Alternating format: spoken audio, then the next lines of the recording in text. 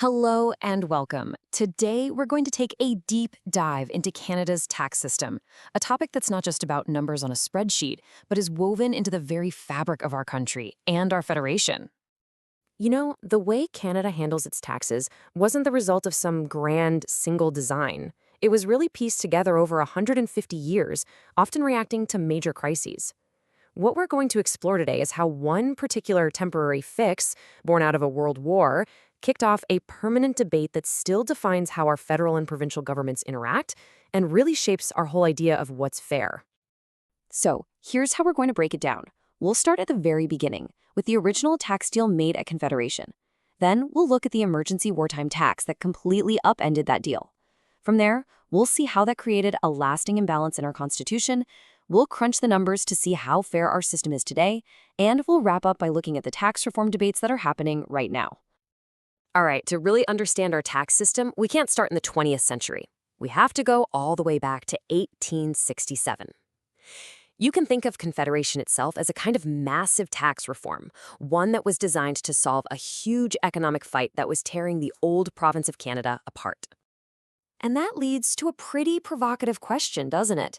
Was Canada actually built on taxes? We tend to focus on the big political ideas behind Confederation, but if you look at the history, the arguments over who gets taxed, who spends the money, and who controls the purse strings, well, those weren't side issues. They were right at the very heart of the whole project.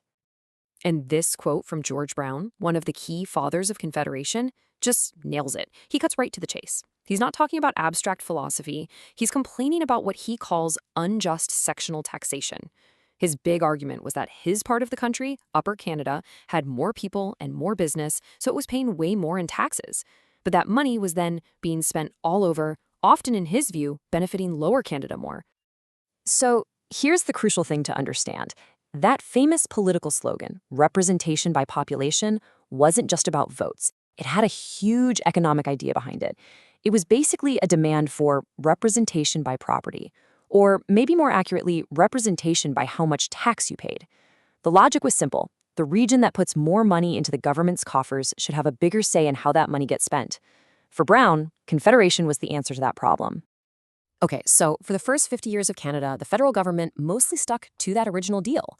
It funded itself mainly through things like customs duties and tariffs.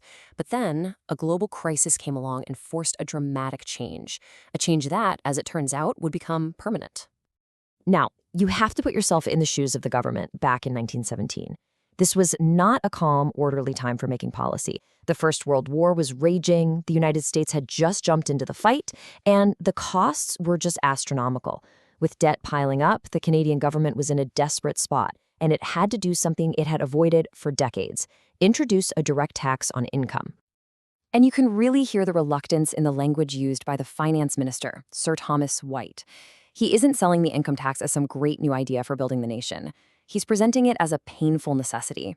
It was framed as a patriotic duty, a temporary sacrifice that the war calls for, and he hoped people would cheerfully accept it, just for a little while. And this wasn't just political spin. The law itself, the actual text, said that it would be reviewed a year or two after the war is over. This shows you it was truly designed to be a temporary fix for a temporary crisis. Of course, as we now know, history had very different plans. So let's move on and see how this temporary tax was never actually repealed. Its permanence completely changed the balance of financial power between Ottawa and the provinces.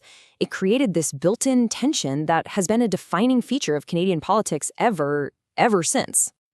If you think back to that original deal in 1867, the British North America Act gave the provinces the responsibility for all the most expensive parts of running a society. Things like hospitals, charities, the justice system, and managing local towns and cities. The Income War Tax Act created this huge structural mismatch.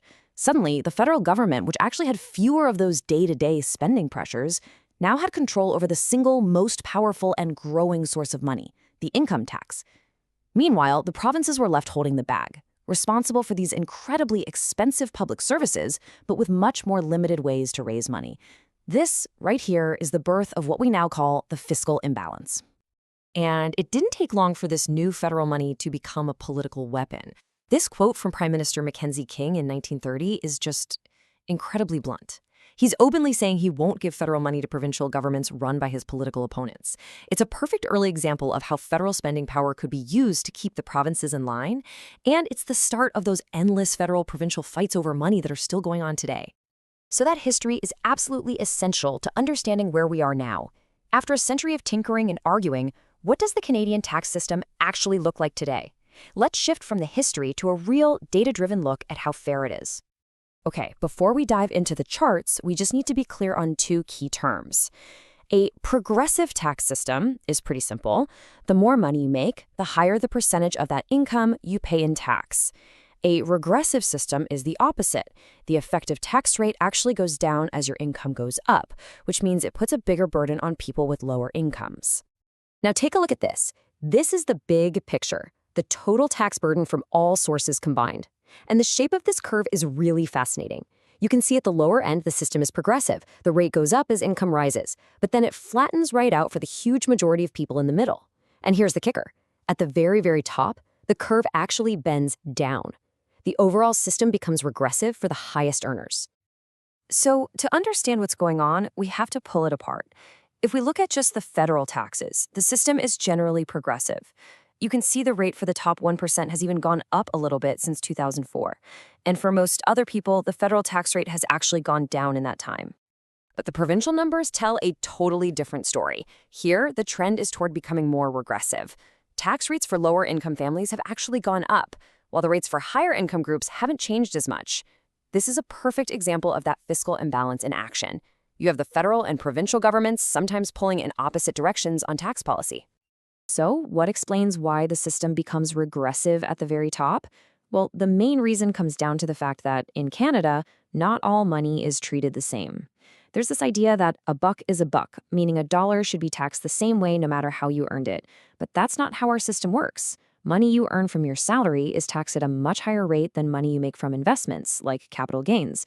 And since the wealthiest people get a much bigger chunk of their income from those investments, their overall effective tax rate ends up being lower.